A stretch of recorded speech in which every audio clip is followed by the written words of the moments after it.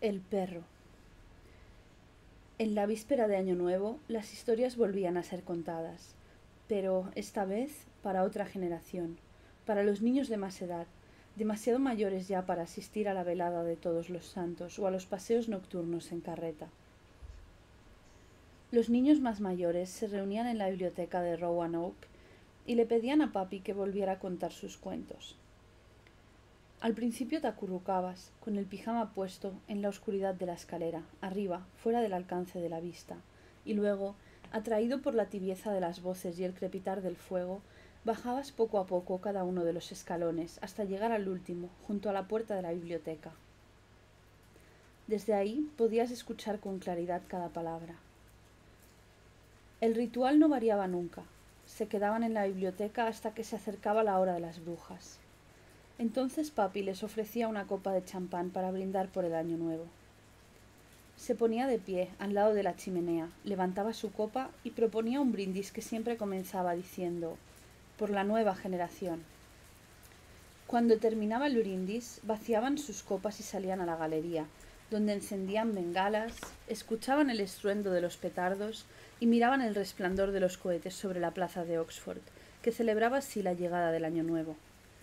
Luego volvían a la biblioteca, se acomodaban alrededor del fuego, en sillas o sentados en el suelo, y papi comenzaba a contar aquellas historias que todos conocían de memoria. Dos hombres vivían en el campo, lejos del pueblo. Sus propiedades se tocaban al fondo de un profundo valle cubierto por espesos pinos y zarzas. Durante más de 40 años habían vivido en dos chozas casi idénticas, de una sola habitación, curtidas por el tiempo y la intemperie. Las chozas habían sido construidas a 1 milla de distancia una de la otra, pero de tal manera que desde ninguna de ellas podía verse la otra.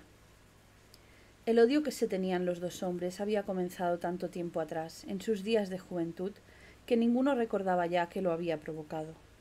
Una vaca, tal vez, a la que se le había agriado la leche por comer hierbas amargas, o quizás un cultivo mal cuidado al fondo de las tierras, el cual había terminado por invadir y arruinar los sembradíos de col o mostaza, o incluso una cerca de espino flojo y oxidado que se inclinaba unos cuantos centímetros más allá de la línea divisoria.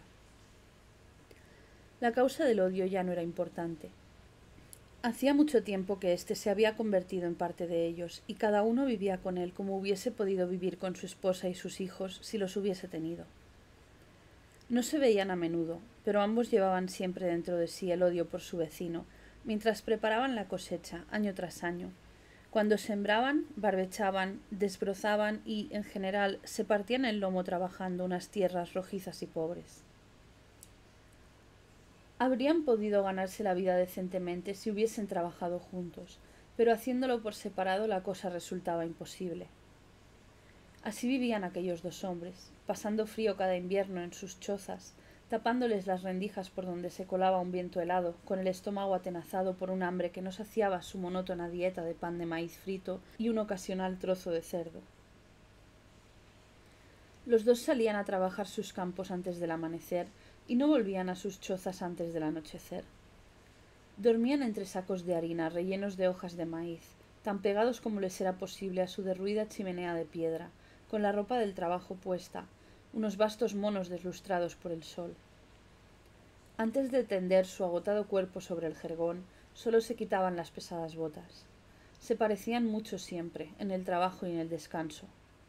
Tenían el rostro enrojecido de tanto exponerlo al sol y el viento, las mejillas surcadas por profundas líneas.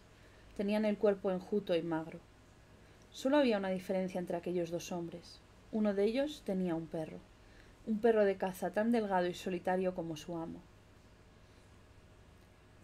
Una tarde de verano, después de haberse pasado el día barbechando la tierra bajo un implacable sol que brillaba al rojo blanco, después de haber estado terminando la faena de cada surco junto a la alambrada de espino, a una distancia desde la que se podrían haber hablado, después de haberse estado mirando y odiando uno al otro con un ardor interno que en nada le iba a la zaga a la infernal temperatura de los campos, uno de los dos hombres siguió al otro, sin dejarse ver, hasta su choza.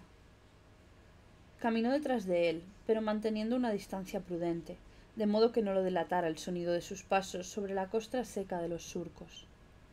Esperó luego junto a un grupo de pinos hasta que vio salir de la chimenea el humo gris de la leña. Sabía exactamente qué estaba haciendo el otro hombre. Sabía que estaba arrodillado delante de un fuego miserable, mirando cómo se freía su ración de pan de maíz.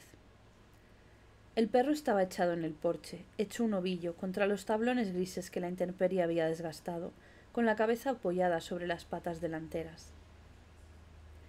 Cuando el olor del pan salió por la puerta abierta, se relamió varias veces el hocico y comenzó a respirar a bocanadas rápidas y cortas. Su huesuda caja torácica subía y bajaba rítmicamente. Cuando el hombre atravesó el patio, avanzando en silencio y sigilosamente en dirección al porche, el perro alzó la cabeza y emitió un profundo gruñido gutural. El hombre gritó dentro de la choza: «¡Cállate, perro!». Ni siquiera apartó los ojos de la sartén que tenía al fuego. El otro se deslizó hasta la puerta y se detuvo junto al perro, que, obedientemente, había dejado de gruñir, pero no de vigilar atentamente cada uno de sus movimientos. El hombre entró en la choza y miró hacia abajo a la figura que se hallaba acuclillada delante del fuego. De la pila de astillas y encendajas que había en el porche, le llegó a las manos, tan naturalmente como si se hubiese tratado de un azadón o una pala, un leño cortado para la estufa. Si alguna idea le cruzó por la mente en ese momento, fue la de que todavía le quedaba un trabajo por hacer aquel día antes de irse a acostar. El odio que le bullía por dentro por su vecino, la acendrada enemistad que sentía por él y que se le había vuelto tan natural como su propia respiración, no era más intensa en ese momento que unas horas antes, esa misma mañana, o el día anterior, o 2 días antes. Simplemente entró en casa del otro hombre y le asestó en la cabeza un limpio golpe con aquel trozo de madera. El otro hombre cayó inconsciente al suelo, la cara contra los vastos tablones. Sin vacilar un instante, con la misma pausada economía de movimientos con que pasaba de un surco a otro e hincaba en él su arado, el hombre cogió de la hoguera el cuchillo de cocina de su vecino y se lo hundió entre las costillas, en el corazón. No encontró en ello ninguna sensación de triunfo, ningún entusiasmo asesino, solo la satisfacción que da un trabajo bien hecho. El hombre se quedó mirando el fuego, en cuclillas, y comenzó a considerar lo que debía hacer después. Permaneció en esa postura, junto al fuego, hasta que las cenizas se enfriaron y mucho después. El sol se había puesto ya, y por el cielo ascendía la luna en cuarto creciente. La habitación estaba oscura y el frío nocturno le produjo un escalofrío que le recorrió el cuerpo. A través de la puerta abierta podía oír el rugidito agudo que producían las uñas del perro al trotar infatigablemente de un lado a otro del porche. De tanto en tanto, el perro lanzaba al aire un sonido espantoso, mitad gruñido y mitad gemido, pero no entró en la choza. Era ya medianoche cuando el hombre decidió finalmente lo que debía hacer. Levantó con esfuerzo el cadáver, que se había puesto rígido y parecía pesar unos 20 kilos más que él. Se echó a la espalda aquel fardo, salió de su choza y bajó los desgastados escalones de madera. Sus botas iban dejando un rastro de tierra seca y encostrada. El perro permaneció al borde del porche, mirándolo fijamente. Mientras atravesaba el patio desierto y se encaminaba hacia los pastos que quedaban detrás de la casa, oyó el ligero salto con que el perro bajó del porche y sintió que lo tenía detrás de él. Dio aún unos cuantos pasos vacilantes, pues el peso muerto que llevaba en las espaldas le obligaba a avanzar despacio, penosamente. Alcanzó así la pila de leña, alargó sigilosamente el brazo para coger un tronco y esperó a que el perro, que ya no gruñía ni gemía, se detuviera junto a él, silencioso y vigilante. Le lanzó el tronco a la cabeza y atinó a darle justo arriba del hombro derecho. El perro no emitió sonido alguno. El hombre gritó: «Va, largo de aquí». El perro le miró durante un largo rato y luego rodeó trotando la pila de leña y desapareció entre los arbustos. El hombre lo miró marcharse, colocó el cuerpo contra la pila y se puso a hurgar entre la hierba, donde esperaba encontrar una pala. Se dirigió al lugar que había elegido mientras permanecía en cuclillas en la choza, un barranco cubierto de hojarasca donde la tierra era profunda, blanda y arcillosa. Cavó la tumba rápidamente, con el mismo ritmo metódico con que labraba sus campos todos los años. Arrastró el cuerpo hasta la somera tumba y lo cubrió a paletadas con aquella tierra blanda cuyos terrones se deshacían al caer sobre el cadáver. Apisonó el montículo con sus pesadas botas y luego cubrió la tumba de hojarasca. Se frotó las manos contra la pernera de su mono de trabajo, recogió la pala y emprendió el camino a casa. Atravesó en la oscuridad los conocidos campos de siempre y llegó al cercado de espino que dividía los dos terrenos.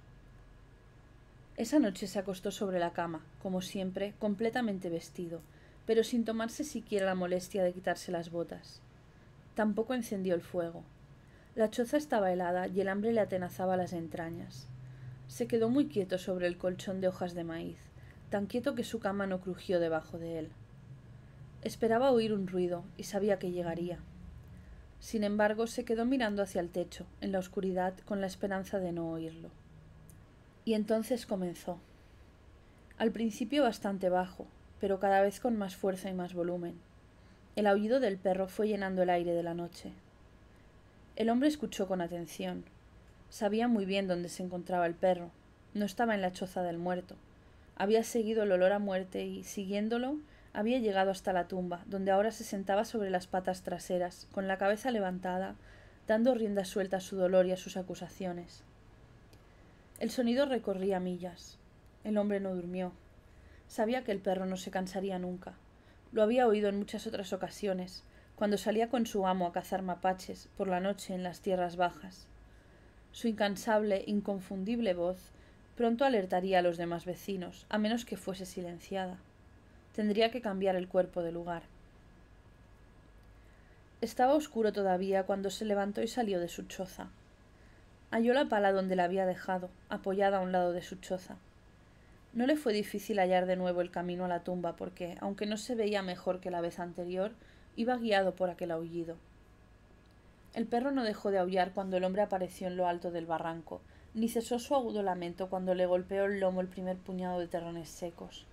Siguió aullando hasta que el hombre descendió a toda prisa por la pendiente y balanceó la pala delante de él.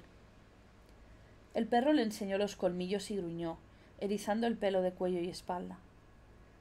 El hombre le lanzó un palazo que lo alcanzó en la garganta y lo tumbó sobre un costado.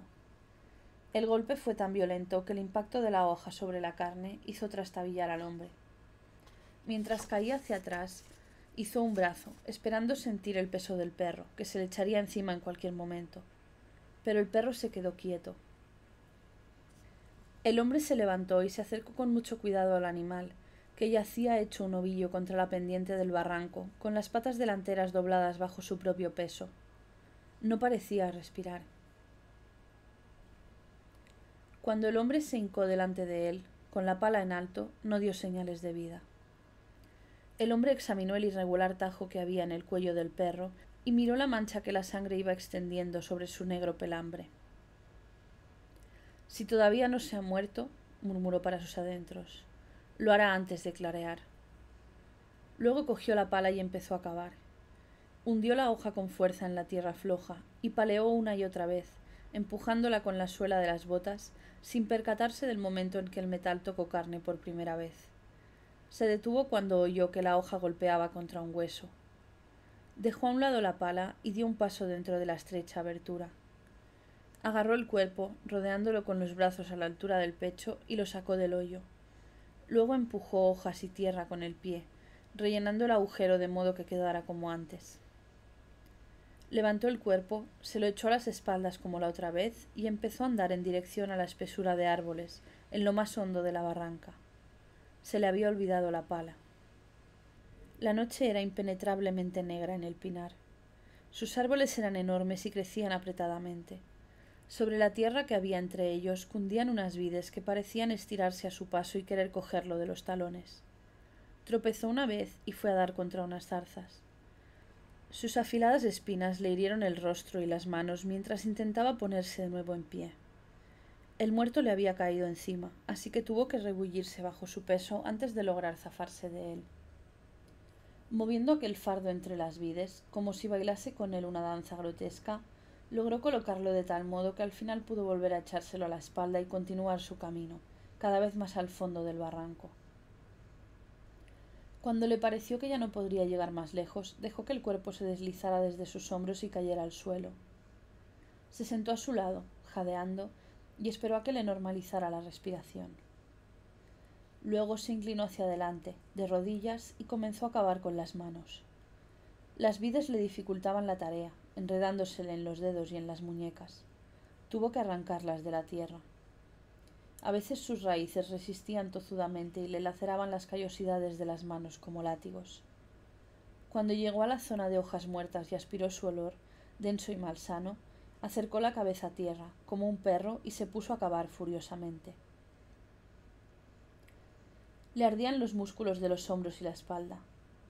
Como no veía nada, palpaba con las manos el tamaño y la profundidad de la tumba.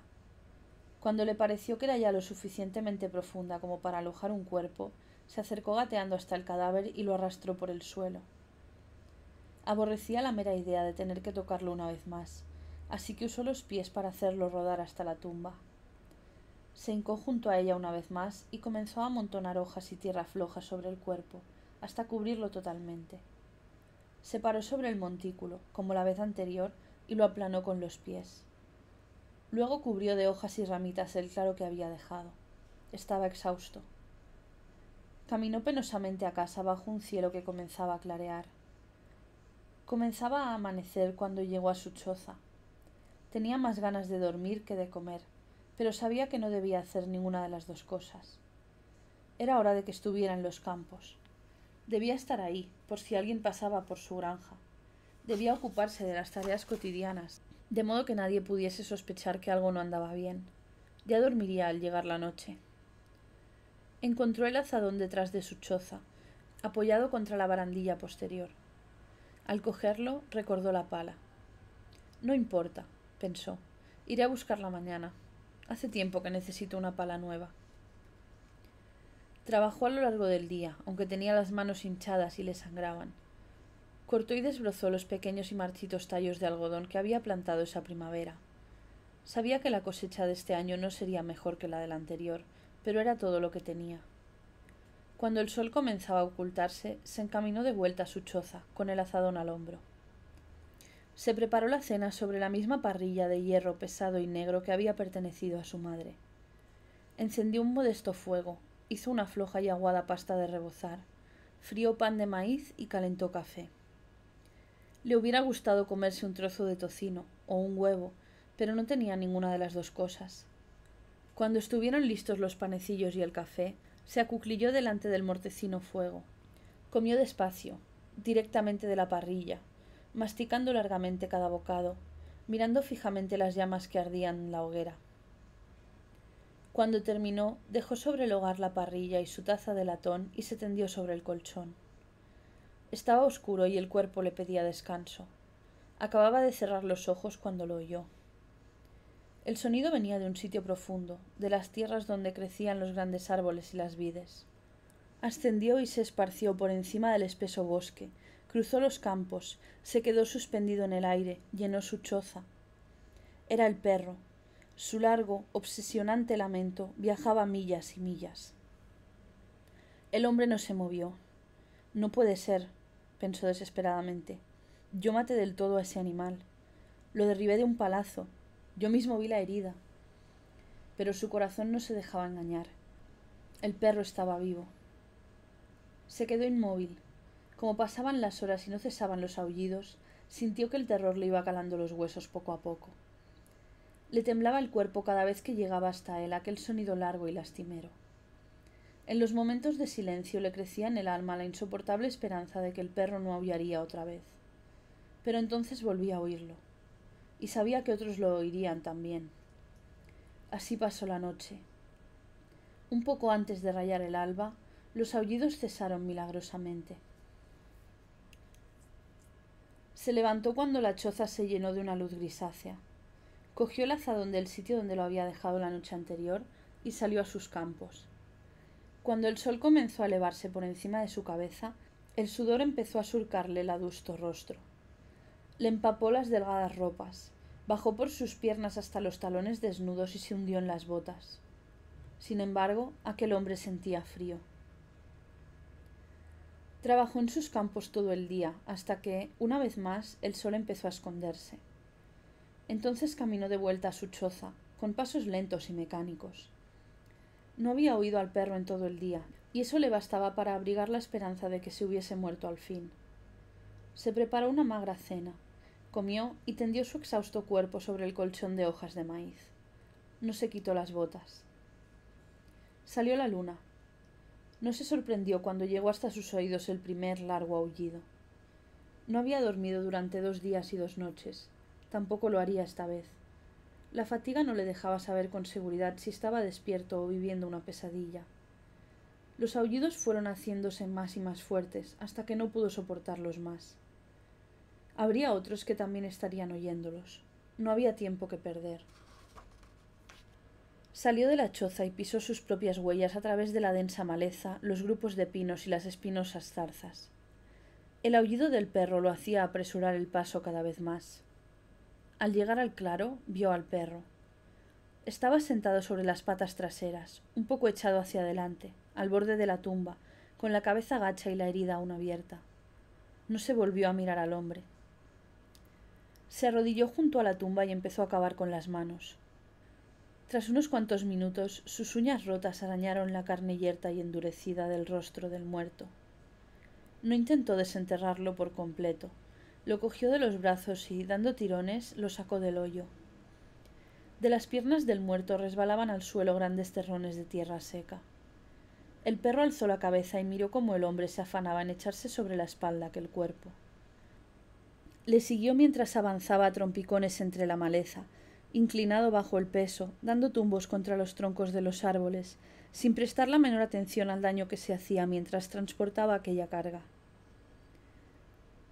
Tampoco prestó atención al perro, que le seguía de cerca, ni oyó las distantes voces, ni vio el resplandor que bailaba entre los árboles y procedía de las linternas de unos hombres que le seguían el rastro. Se sumergió precipitadamente en la espesura, más profundamente cada vez, hasta que sintió el penetrante y malsano olor del río. Sabía lo que estaba buscando. Frente a él brillaba, alto y blanco bajo la pálida luz de la luna, el árbol muerto. Había estado allí, al borde del río, durante años y años, con las ramas extendidas como brazos espectrales. Hacía mucho tiempo una tormenta le había arrancado la parte superior, de modo que en su centro se abría un hueco que daba al cielo. Colocó al muerto sobre uno de sus hombros y comenzó a trepar, torpe y lentamente, dejando el cadáver apoyado sobre una rama antes de subirlo a la siguiente. El perro se sentó sobre las patas traseras, observándolo. Al fin alcanzó la copa. Tomó aire y sostuvo el cadáver entre su pecho y el tronco del árbol, en un abrazo horripilante. El hedor que desprendía aquella cara, tan cerca de la suya, le produjo náuseas. Intentó vomitar, tosió, giró el rostro en busca de aire fresco. En un esfuerzo final, sobrehumano, empujó el cuerpo a lo alto del árbol, de modo que sus pies colgaron dentro del tronco hueco. Entonces los soltó, esperando que desapareciese, deslizándose libremente dentro del tronco hueco. Miró con horror cómo el cuerpo se hundía solo un palmo y dejaba ver, por encima del borde, la cabeza, los hombros y un brazo. Aquel rostro pálido y sucio lo miraba con sorna e impudicia, con gesto de payaso. El hombre trepó entonces y, aferrándose con pies y manos, se balanceó pesadamente encima del cadáver. Para no perder el equilibrio, se agarró fuertemente de la tiesa mano que el muerto mantenía en alto, colocó un pie en cada uno de sus hombros y empujó hacia abajo con todas sus fuerzas. Comenzó a saltar sobre el cuerpo, que descendía centímetro a centímetro bajo su peso. El sudor le escurría por los ojos. Sus labios dejaron escapar una risilla histérica, como un gemido corto. El perro seguía al pie del árbol, sentado sobre sus patas traseras. Fue entonces cuando vio los rayos de las linternas, que ya convergían en el claro que se abría al borde del río. Empujó frenéticamente hacia abajo y el cuerpo desapareció finalmente dentro del tronco. Luego salió del hueco, tan agotado que casi perdió el equilibrio, y buscó a tientas, con los pies, las ramas en que se iba apoyando para bajar, a toda prisa, murmurando entre dientes. Saltó precipitadamente los últimos metros que los separaban del suelo, cayó a tierra, se levantó agitadamente y avanzó dando tumbos hacia la orilla del río, boqueando para recuperar el aliento. Giró luego el rostro arrebolado y húmedo para enfrentarse a los rayos de luz con orgullosa indiferencia. Ahora no podrán atraparme, pensó. Nunca se les ocurrirá buscar dentro del árbol, y ese maldito perro no puede decirles nada. Sonreía cuando llegó el sheriff. Está detenido, dijo el sheriff, desenganchando de su cinturón unas pesadas esposas de acero. Los rayos de luz iluminaron el rostro del hombre y luego se dirigieron sobre su brazo derecho.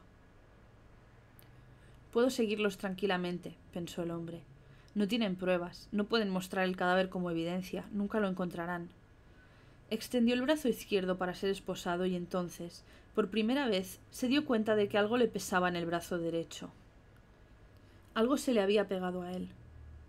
El sheriff lo miró con asco y dijo, agitando la cabeza, «Suéltelo». El hombre levantó lentamente el brazo derecho. Le sorprendió y aterrorizó su peso. Miró con incredulidad y espanto aquello que apretaban sus dedos.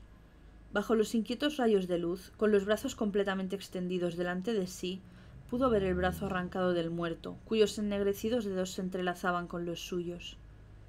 El perro huyó por última vez, con una larga, solitaria nota que se fue haciendo cada vez más aguda y desapareció entre los árboles.